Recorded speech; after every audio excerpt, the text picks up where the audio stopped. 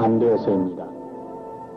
성전의 육중한 감옥문은 굳게 닫혀져 있고 그 앞엔 간수가 엄하게 지키고 있었습니다. 대사제의 엄한 명령에도 불구하고 주님의 부활을 증거한 베드로와 다른 사도들이 같이 있는 겁니다. 그리스도를 따르는 자에 대한 박해가 시작됐습니다. 그러나 그리스도를 믿는 신도의 수는 늘어만 갔고 그 박해는 그 믿음을 한층 더 끌어오르게 했습니다.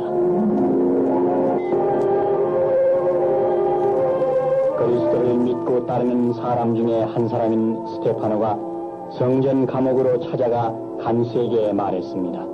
저 감옥에 갇혀있는 분을 면회하러 왔는데요. 면회 왔다고요? 돈꾸러미가 두툼하다느냐? 면회쯤은 문제가 없죠. 그러면 저 베드로 선생님을... 아니, 그 예수가 부활했다고 떠들어대던 베드로요? 그 사람이라면 절대로 안 됩니다. 베드로를 면회하지 못하고 되돌아온 스테파노는 박해로 인하여 염려하고 있는 사람들에게 말했습니다. 우리의 지도자가 없더라도 우리는 모이기를 힘쓰고 기도드리기를 게을리하지 않아야 합니다. 그래서 모든 사람의 믿음을 더 굳세게 해야 합니다. 이때 한 사람이 놀라운 소식을 가지고 왔습니다. 사도들이 감옥에서 노연하대요. 감옥에서 노연한 베드로는 성전뜰에 서서 사람들을 가르치고 있습니다. 대사제가 금지 명령을 내린 일을 하고 있는 것입니다. 어떤 사람들은 말했습니다. 아니, 저분이 감옥에 갇혔다는 말을 들었는데 그 어떻게 된 거지요? 이상도지. 예수의 도를 가르친다고 잡아갔었는데 여전히 그 도를 전하고 있구먼. 감옥에 가뒀던 베드로가 감옥에서 놓여놨을 뿐만 아니라 대사제가 하지 말라고 명령한 설교를 성전뜰에서 서슴지 않고 또 하고 있다는 소식이 대사제에게 들려왔습니다. 아니, 그건 또 무슨 소리야? 대사제에게는 이것도 저것도 믿어지지가 않아 곧 의회를 소집했습니다. 도대체 어떻게 된 거요? 그 자들을 석방하라는 명령을 내린 일도 없고 그 자들을 석방시킨 사람도 없는데 그들은 버젓이 성전뜰에서 나자렛 사람을 선전하고 있다 하니 어찌된 셈인지 보고를 하시오. 누가 석방을 시켰는지 자세히 보고하시오. 경비대장이야 알고 있겠지요. 경비대장도 사실은 아무것도 아는 것이 없었습니다. 그래서 그는 보고 드린 대로 보고했습니다. 우리가 감옥에 가보았을 때 감옥문은 단단히 잠겨 있었고 문마다 간수들이 지키고 있었는데 문을 열어보니 안에는 아무도 없었습니다. 그때 솔로몬 행각이라는 곳에서 베드로와 다른 사도들은 예루살렘 성 사람들을 불러 모아놓고 그 앞에서 대담하게 설교를 했습니다. 여러분이 예수를 십자가에 못 박아 죽였지만 하느님께서 죽음으로부터 다시 살리셨습니다. 이분을 힘입지 않고는 아무도 구원을 받을 수가 없어요. 사람에게 주신 이름 가운데 우리를 구원할 수 있는 이름은 이 이름밖에는 없는 것입니다. 베드로의 열렬한 설교가 갑자기 중단됐습니다. 그곳에 성전 경비원들이 왔기 때문입니다. 경비원들은 베드로와 다른 사도들을 다시 체포하러 온 것입니다. 그들은 탈옥한 자들을 체포하는 것이었지만 폭력을 쓰지 않고 아주 신사적으로 대했습니다. 군중들이 사도들을 존경하고 있기 때문에 사도들에게 섣불리 굴러가는 군중들의 봉변을 당할까 하여서였습니다.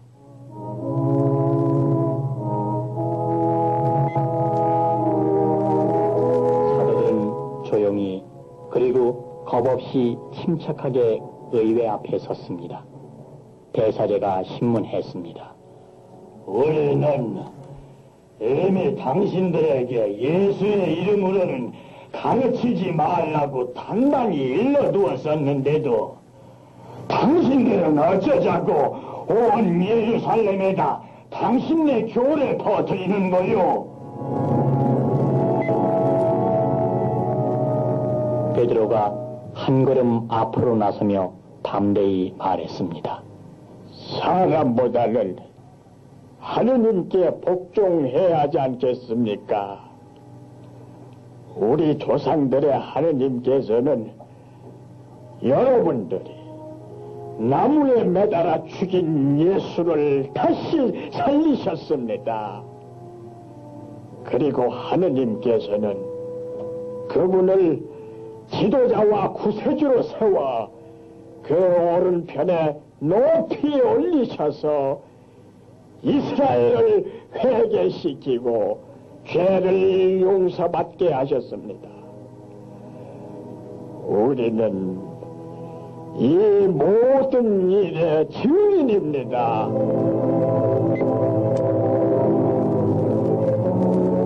이런 고약스러운 말이 어디 있다? 베드로의 대담한 말에 의회는 발칵 뒤집혔습니다. 온 백성으로부터 존경을 받던 율법교사 가말리엘의 중재 때문에 사형은 면했지만 사도들은 많은 매를 맞고서야 놓여놨습니다.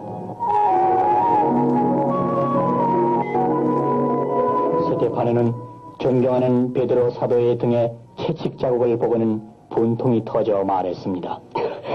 아니, 무슨 죄가 있다고 이렇게 가지고 매질을 하고 하죠? 베드로가 조용히 말했습니다.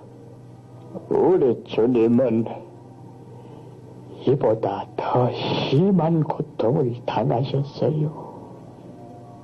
사도 베드로의 말에 스테파노는 자신의 믿음이 부족하다는 것을 깨닫게 되어 등에 채찍 자국을 묵묵히 바라보며 마음속 깊이 기도드렸습니다. 주님, 저에게 베드로와 같은 믿음 주소서. 그리해서 어떤 모진 박해를 당한다 해도 굳굳이 견디게 하옵소서. 예수의 이름으로 아무 말도 하지 말라는 명령을 의회가 사도들에게 했음에도 불구하고 그들은 날마다 성전과 이 집 저 집에서 가르치며 예수 그리스도의 복음을 전하였습니다. 그래서 신도의 수는 자꾸만 늘어갔습니다. 그러자 새로운 어려움이 생겼는데 그것은 가난한 과부들에게 식량을 분배하는 일에 있어서 공평치 못한 때가 종종 있다는 불평이었습니다. 그래서 안드레와 바르톨로메오는 베드로와 다른 사도들에게 말했습니다. 신도의 수는 늘어만 가고 있는데 우리 지도자의 수는 그대로입니다. 그러니 손이 모자라 골고루 돌봐주지 못하고 있으니 불평이 일어날 수밖에 없다고 합니다. 안드레 사도의 말이 옳습니다. 지도자가 부족합니다. 베드로가 말했습니다. 옳은 판단입니다. 우리 의논해서 지도자의 수를 늘리도록 하십시다. 사도들과 신도들이 모인 가운데 서서 베드로가 말했습니다. 우리가 하느님의 말씀을 제쳐놓고 살림살이에만 골몰하는 것은 옳지 못합니다. 그러니 형제 여러분 가운데서 신망이 두텁고 성령과 지혜가 충만한 사람 7을 뽑아내시오. 이 일을 그들에게 맡기고 우리는 오직 기도와 전도에만 힘쓰겠습니다. 모든 신도들이 베드로의 말에 찬동하여 믿음과 성령으로 가득 찬 사람 7을 뽑았습니다. 사도들은 기도하고 그들에게 안수하였습니다. 그 7명 중에 스테파노가 있는데 그는 남달리 헌신적이며 열심이고 경건했습니다. 그러나 베드로와 같이 핍박을 견디어낼까가 염려됐습니다. 뽑힘을 받은 7명은 식량 배급을 위시해서 많은 일들을 했습니다. 그래서 사도들은 그들의 시간을 더 요긴한 데 사용했습니다. 스테파노는 맡겨진 일 이상으로 많은 일을 하고 싶어서 베드로에게 가서 의논했습니다. 선생님, 주제넘는 일인지는 몰라도 제가 맡은 일을 다 하고 난 다음엔 저도 전도하는 설교를 했으면 하는데요. 스테파노, 그건 위험한 일이야. 그러나 하고 싶다면 해도 되지. 설교해도 된다는 허락을 받은 스테파노는 기회가 닿는 대로 설교를 했습니다. 전도 설교는 의회가 그만 위험한 일이란 걸 알고 있었지만 하느님의 은총과 성령의 힘을 가득히 받은 스테파노는 백성들을 놀라게 하는 훌륭한 전도 설교를 했습니다. 스테파노는 젊은 사람이었습니다. 그러나 그는 은혜의 사람, 권능의 사람이었습니다. 인간적으로 약점이 없지는 않았으나 스승에 못지않은 사람이 되려고 애썼습니다. 그는 노인과 병든 사람의 가정을 일일이 방문하여 그들을 위로하며 돌보아 주었습니다. 스테파노는 길거리이건 장터이건 어디서든지 예수의 이름을 담대하게 증거했습니다. 성전과 회당에서도 설교했습니다. 어떤 회당에서 설교할 때 반대하는 사람들이 있어 스테파노와 변론을 벌였으나 그들은 지혜와 성령을 받아 말하는 스테파노를 당해낼 도리가 없었습니다. 그들 중에 사울이라고 하는 한 청년이 있었습니다. 사울은 길리기아 다르소 태생으로 13살 때부터 유명한 율법 교사 가말리엘 문화에서 교육을 받은 현명하고 장래성이 있는 사람이었습니다. 사울은 스테파노가 설교하는 것을 그대로 버려둘 수 없다고 생각했습니다. 사울은 격분하여 말했습니다. 이건 신성모독이요.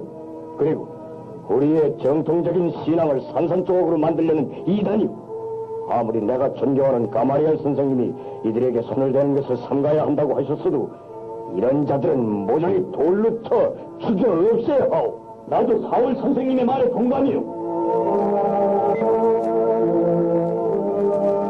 사울은 아주 가까운 동료들에게 말했습니다. 나자렛 예수의 이름으로 아무 말도 하지 말라는 것은 다름 아닌 의회의 대사제의 명령이 아니오. 그렇고 말고요. 세상이 다 아는 엄명이죠. 그런데 스테파노는 버젓이 성전뜰에서 예수를 증거하고 있으니 이건 의회를 모독한 거고 하느님의 전을 모독한 거고 하느님을 모독한 것이 아니오. 당장 스테파노를 죽여 없애야 하오.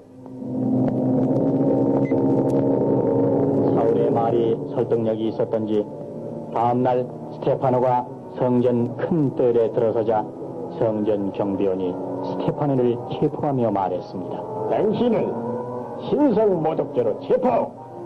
내가 신성모독을 하다니요? 우리야 무식해서 아오. 의회가 판결을 내릴 테니 얌전히 우리 하라는 대로 하시오.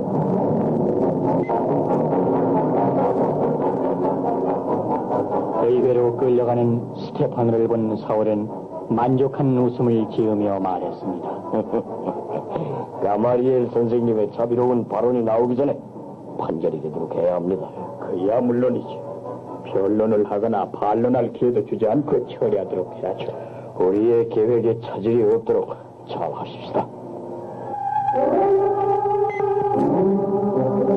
스테파노는 홀로 의회 앞에 서서 거짓 증인들이 하는 말을 들었습니다. 이 사람은 언제나 이 거룩한 것과 율법을 거슬러 말하고 있습니다. 저는 이 사람에게서 나자렛 예수가 이 성경을 헐고 또 모세가 전해준 관습을 뜯어 고칠 것이라고 하는 말을 들었습니다. 그럴듯한 거짓 증언을 들은 대사들은 스테파너를 유심히 보며 물었습니다. 이 사람들의 말이 사실인가? 스테파너는 묵묵히 서서 주위를 살펴보았습니다. 모두가 분노에 찬 얼굴들 뿐이었습니다. 증오에 가득 찬 나머지 살기에 서려 있는 그들의 얼굴은 기회가 주어지기만 하면 당장이라도 뛰어들어 찢어 죽일 듯한 이리의 모습 같기도 했습니다. 이들 중에 스테파너를 변호해줄 사람은 한 명도 없었습니다. 그러나 스테파너는 침착하고도 논리정연하게 분상 여러분, 제 말을 들어보십시오. 하며 말문을 열어놓았습니다. 그는 히브리 역사상의 오인들, 즉 아브라함, 이삭, 그리고 모세에게 하신 약속을 하느님께서는 다 이루어 주셨으나 백성들은 그 약속을 늘 잊고 계명을 어겨왔다는 사실을 차근차근히 이야기를 했습니다. 스테파너는 얼굴을 돌려 분에 이기지 못하여 들먹거리는 군중을 향하여 말을 계속했습니다. 이교도의 마음과 귀를 가진 이 완고한 사람들, 당신들은 당신네 조상들처럼 언제나 성령을 거역해왔습니다. 그들은 의로운 분이 오시리라고 예언한 사람들을 죽였지만은 이제 당신들은 바로 그분을 배반하고 죽였습니다. 당신들은 천사들에게서 하느님의 율법을 받고도 그것을 지키지 않았습니다. 스테파노의 말을 듣고 그들은 화가 치밀어 올라 이를 갈면서 소리쳤습니다. 아니, 이건 신성한 의회를 모독하는 거요. 얘가 뭔데 우리 의회 위원과 민족을 정죄하느냐? 그 소란 속에서도 스테파노는 태연하게 서서 하늘을 우러러보더니 소리 질렀습니다. 아, 하늘이 열리고 하느님의 오른편에 사람의 아들이 서 계신 것이 보입니다. 그러자 의회 안에 혼란이 일어났습니다. 사람들은 굶주린 사자들이 먹여개로 달려들듯이 고함치며 스테파노에게 사납게 달려들었습니다. 하느님을 모독한 자를 죽여라! 성막으로 끌어내서 돌로 쳐라! 벌집을 건드려 놓은 사람입니다. 이에 당황한 의회 의원들은 자리에서 일어나 소리쳤습니다. 진짜를 유지해 주십시오. 여러분, 아자용을 해요. 의회에서 소란 피우는 게 아니에요. 이미 이성을 잃은 군중에게 대사제나 원로들의 소리가 들릴 리가 없습니다. 그들은 이미 폭도가 돼 있었습니다.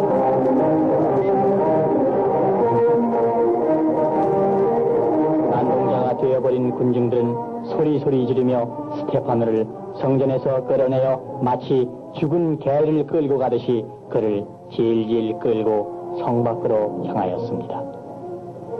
하느님을 모독한 자라는 고함소리에 길 가던 사람들도 덩달아 신성 모독자는 죽여야 한다면서 소리치기도 했습니다. 성 밖으로 나온 성난 군중들은 움푹 패인 구덩 속으로 죽은 양새끼를 집어던지듯 스테파노를 밀어 넣었습니다. 그리고는 저마다 돌멩이 줍기에 분주했습니다. 하느님의 계명에 대한 충성이라 생각하며 그들은 돌멩이 줍기에 열심이었겠지만 그것이 사실은 지울 수 없는 죄악이라는 것을 그들은 알지 못했습니다. 구덩이 속에 던져진 스테파노. 그의 옷은 찢기우고 그의 몸은 멍이 들고 피가 흐르고 있습니다. 한두 마디의 거짓말 때문에 사람들의 마음은 성난 사자처럼 되어 정당한 판결도 없이 한 젊은이를 죽게 하는 것이었습니다. 군중들은 돌 던지기에 거치장스러운 겉옷을 벗어 다르소 사람 사울에게 맡겨놓았습니다. 사울은 스테파노의 사형을 옳게 여길 뿐만 아니라 그를 죽이는데 책임자의 역할까지 하였습니다. 첫 번째 증인이 세차게 던진 돌에 맞아 쓰러졌던 스테파노는 정신을 가다듬고 간신히 몸을 일으켜 무릎을 꿇었습니다. 죽기 전에 기도드려야 했기 때문입니다. 예수님, 제 영혼을 받아주소서. 구덩이에 둘러서 있던 군중들은 스테파노의 기도를 비웃으며 말했습니다. 자자자, 미친놈이 미친 짓을 곧잘 하는데 말이야. 너희들의 메시아인가 뭔가는 예수에게로 보내주마. 하며 둘째 증인이 돌을 던지고 셋째 증인이 돌을 던지자 섰던 사람들 일제히 스테파노를 향하여 돌을 던졌습니다.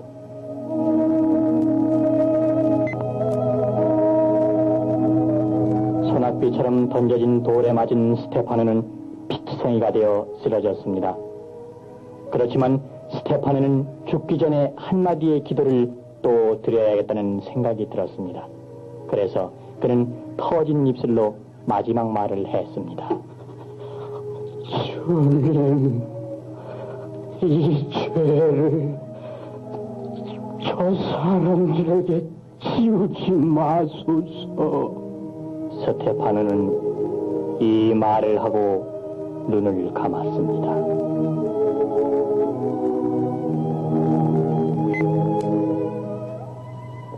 이 광경을 지켜보고 있던 사울과 음모자들은 스테파노의 마지막 말을 들었습니다. 특히 다르소 사람 사울에게는 이 말이 영원히 잊혀지지 않을 듯이 들렸습니다. 사울의 마음에 스테파노의 마지막 기도 소리가 다시 들려왔습니다. 주님, 이 죄를 저 사람들에게 지우지 마소서. 이리하여 스테파노의 생애는 끝이 났고 스테파노는 기독교의 첫 순교자가 되었습니다. 스테파노는 죽었으나 그의 순교 정신은 길이길이 남아 오늘에까지 이루어 있고 다르소 사람 사울의 마음속에도 지워지지 않고 남아있게 되었습니다.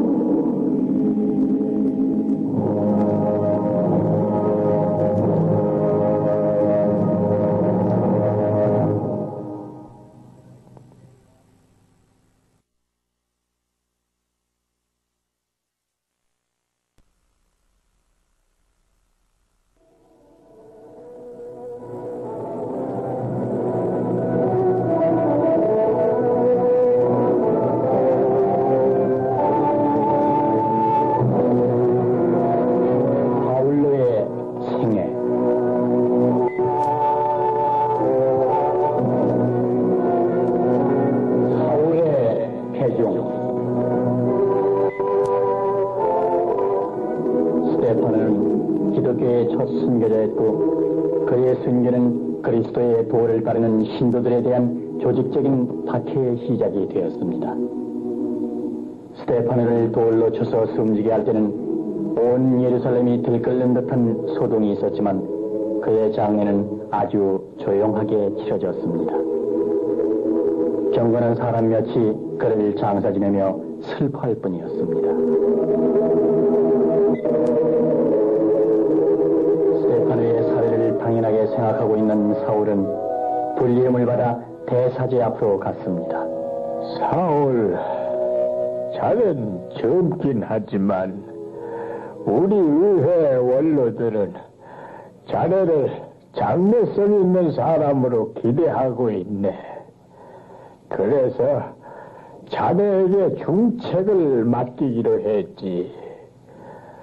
의회는 자네에게 특권을 주네. 나자렛 사람의 도를 따르거나 찬동하는 자는 자네 마음대로 체포해서 처벌하게나. 예수의 도와 같은 것은 없애버려야 정통신앙이 보존될 수 있다고 믿고 있는 사울은 물불을 가리지 않고 집집마다 돌아다니며 남녀를 가릴 것 없이 모두 체포했습니다. 체포당하는 자들이 반항을 하다가도 예수를 믿기 때문에 체포한다고 하면 온순한 양처럼 순순히 말을 잘 듣는 것은 사울에게는 이상하게 여겨졌습니다. 사울은 체포된 사람들에게 선택의 기회를 주었습니다. 여러분 앞에 두 개의 길이 있어. 하나는 나자렛 사람의 뒤를 따르는 길, 그건 감옥으로 향하는 길이요. 다른 하나의 길은 여러분의 가정으로 돌아가는 길, 그건 나자렛 사람에 대한 신앙을 버리는 길이요. 그러자 붙잡혀온 신도들은 감옥문을 향하여 걸어갔습니다. 사울의 노력으로 그리스도인들의 모임이 눈에 띄지 않게 되었으나 그가 생각한 것처럼 전멸된 것은 아니었습니다. 크게 자랄 나무는 그 뿌리를 땅속 깊이 그리고 넓게 뻗는 것처럼 그리스도의 도는 점점 더 퍼져나갔습니다. 사울은 깊은 숨을 내쉬며 말했습니다. 악작스러운 자들이야. 이제는 숨어다니면서 그들의 도를 전한다면서? 나는 그들의 비밀 장소를 알아냈습니다. 비밀 장소? 걔가 어디요? 안내드리죠. 사울은 첩자의 안내를 받아 성밖 으슥한 곳으로 찾아갔습니다. 그리스도인들은 의회의 박해를 피하여 한밤중 공동묘지에서 그들의 모임을 가지고 있었습니다. 사울은 그들의 말이 들릴 수 있는 곳까지 접근해서 그들이 하는 일들을 죄다 살펴보았습니다. 기도 소리가 들려왔습니다. 주 하나님, 저들은 우리를 없애려고 가진 박해를 다하고 있습니다. 주님을 무덤에 가둬놓을 수 없었던 것처럼 세상의 어떠한 힘도 성령의 인도를 받는 우리를 없앨 수 없음을 우리는 믿고 있습니다. 하느님, 다르소 사람 사울을 불쌍히 여기시옵소서. 그는 모르기 때문에 주님을 박해하고 있습니다. 그를 용서하시고 그도 주님의 사랑을 깨닫게 하옵소서. 사울은 자기를 저주하지 않고 자기를 위해 기도드리는 것을 보았습니다. 그러나 사울은 명령했습니다. 저들을 체포하라. 굶주린 이리떼가 양떼를 덮치듯 사울의 일행은 예배하고 있는 신도들을 포위하고 체포했습니다. 그들에게는 감정도 없었는지 부녀자이건 노인이건 가리지 않고 닥치는 대로 몽둥이를 휘둘리며 체포했습니다. 사울은 체포한 신도들을 신문했습니다마는 불안해하는 사람은 그들이 아니고 사울 자신이었습니다. 그들은 모진 매를 맞고 감옥으로 끌려가고 심지어 죽는 일까지 있어도 그들은 무서워하지 않고 신앙을 지켰습니다. 이들의 이러한 태도에 화가 난 사울은 그들에게 마구 매질을 했습니다. 사울은 그들이 쓰러지면서 하는 말을 들었습니다. 주님, 이 죄를 저 사람에게 지우지 마소서. 스테파노가 숨져가며 드린 기도와 꽃 같은 기도였습니다. 지하 감옥은 그리스도를 따르는 신도로 만원이 되었습니다. 이 감옥은 취급하기 힘이 드는 강력 범죄자들을 감금하는 격리 감방이었습니다.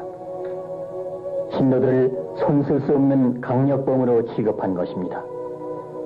사울이 지하 감옥을 찾아갔을 때 신도들은 일제히 사울을 쳐다보았습니다. 그 쳐다보는 눈결은 사랑이 넘쳐 있었고 미움이란 그들에게 있는 것 같지가 않았습니다.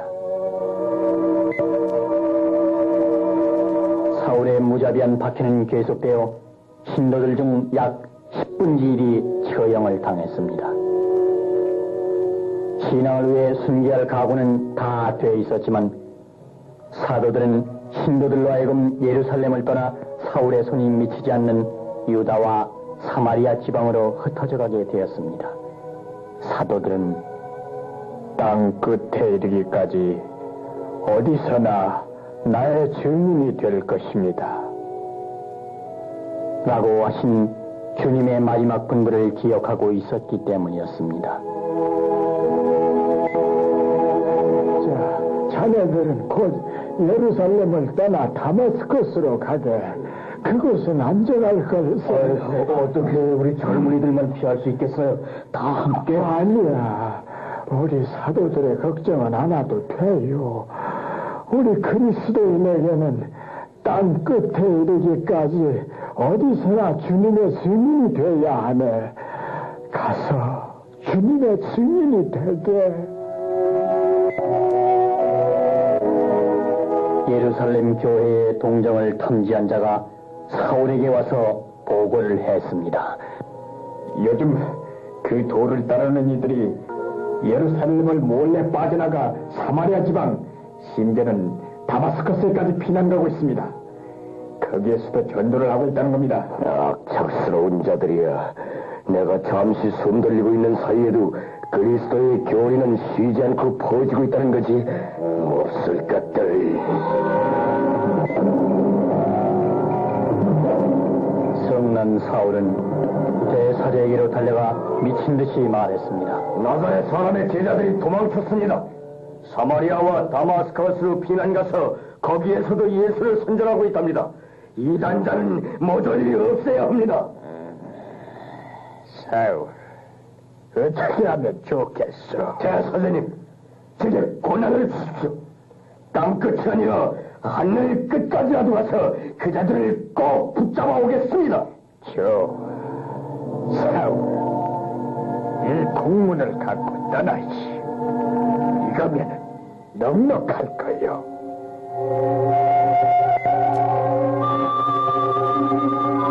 대사제로부터 다마스커스 여러 회당에 보내는 공문을 받은 사울은 많은 성전 경비원을 거느리고 예루살렘을 떠났습니다. 유다 사람은 어디에 가 있든지 예루살렘 의회의 영향을 받고 있기 때문에 사울이 가지고 가는 공문으로 유다 사람이라면 누구든지 체포할 수 있었습니다.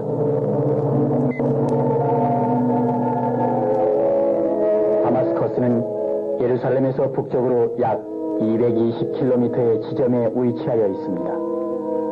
사울의 일행은 꼬박 5일간의 고된 여행길을 걸어야만 하게 되었습니다. 카라반의 통로를 따라가는 그 여행길은 험한 산맥을 넘고 메마른 사막지대를 건너 질러야 했습니다. 조급해진 사울은 일행을 아주 모질게 강행군을 시켰습니다.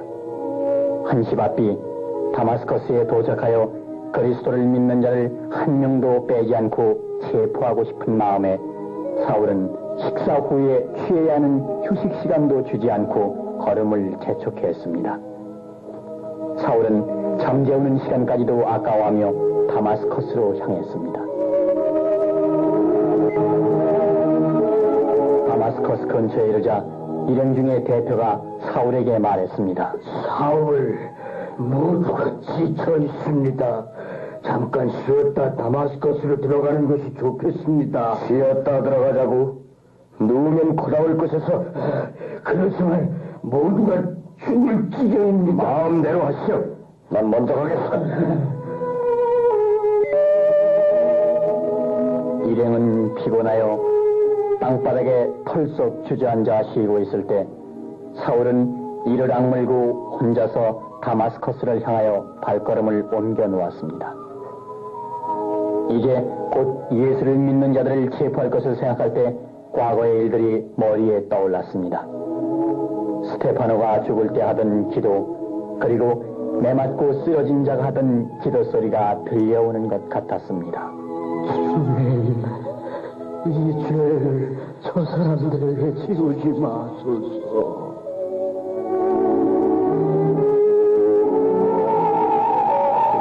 사울은 갑자기 땅에 무릎을 꿇었습니다. 하늘에서 찬란한 빛이 나타나 그의 주위에 두루 비쳤기 때문입니다. 한 음성이 들려왔습니다. 사울아, 사울아, 네가 왜 나를 박해하느냐?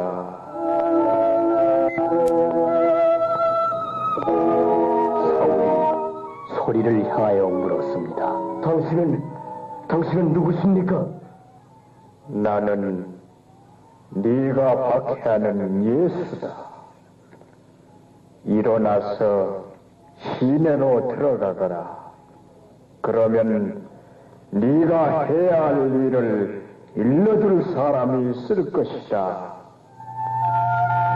사울과 동행하던 사람들도 그 음성은 들었지만 아무도 보이지 않아 아무 말도 못하고 그저 서 있기만 했습니다.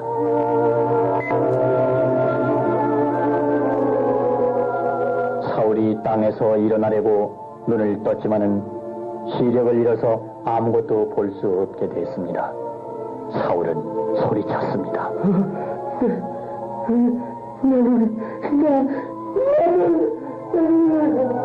장님이 되어 있었습니다. 사울은 동행들의 부축을 받아야만 걸을 수 있는 사람이 되고 말았습니다. 다마스커스로 들어서는 사울. 그에게는 예루살렘을 떠날 때의 의기에 찬 모습은 없고 어린애처럼 사람에 이끌려 힘없이 성문을 들어서고 있습니다. 그의 동행들도 마찬가지였습니다. 사울이 안못 보는 장님이 되었으니 다마스커스에서 무엇을 해야 할 것인지 알 수가 없었습니다.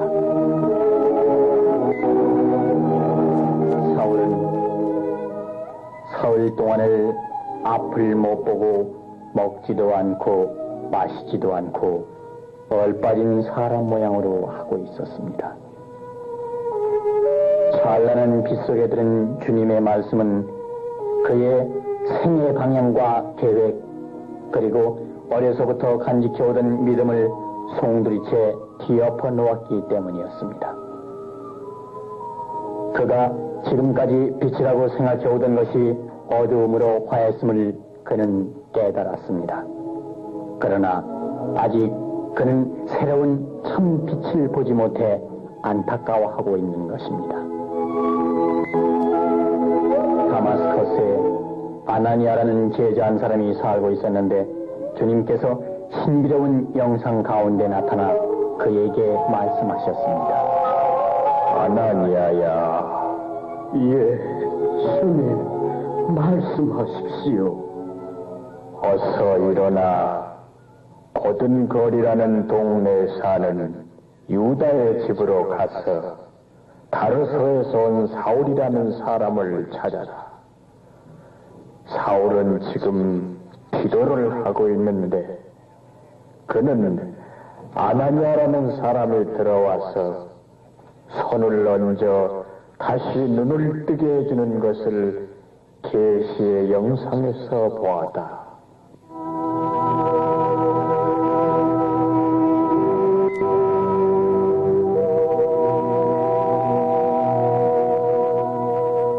주님, 그 사람에 대해서는 여러 사람에게서 들은 바 있습니다.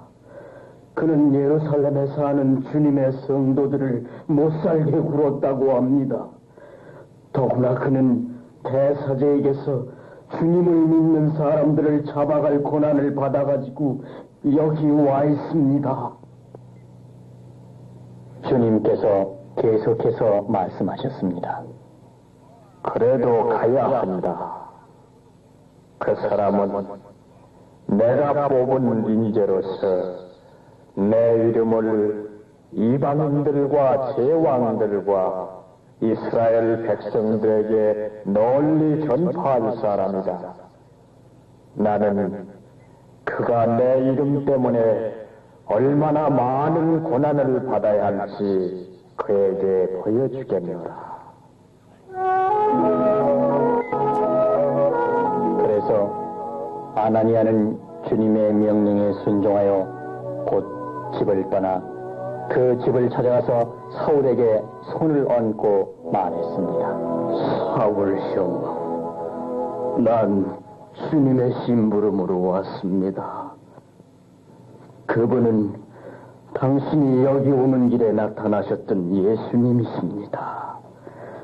그분이 날 보내시며 당신의 눈을 뜨게 하고 성령을 가득히 받게 하려고 분부하셨습니다.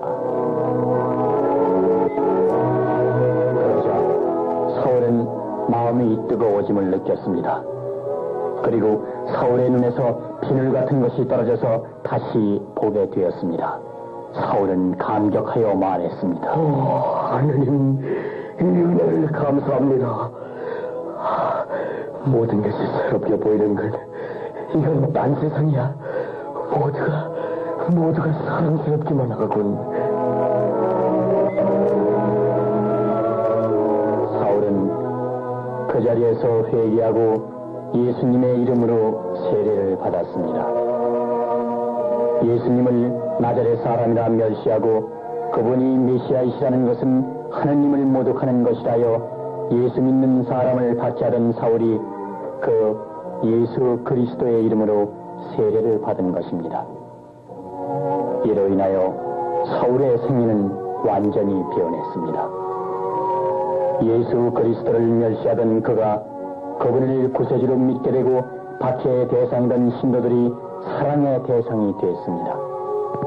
그리스도의 도를 진멸하려던 사울이 복음을 이방인들과 제왕들과 이스라엘 백성들에게 널리 전파할 사람이 되었습니다.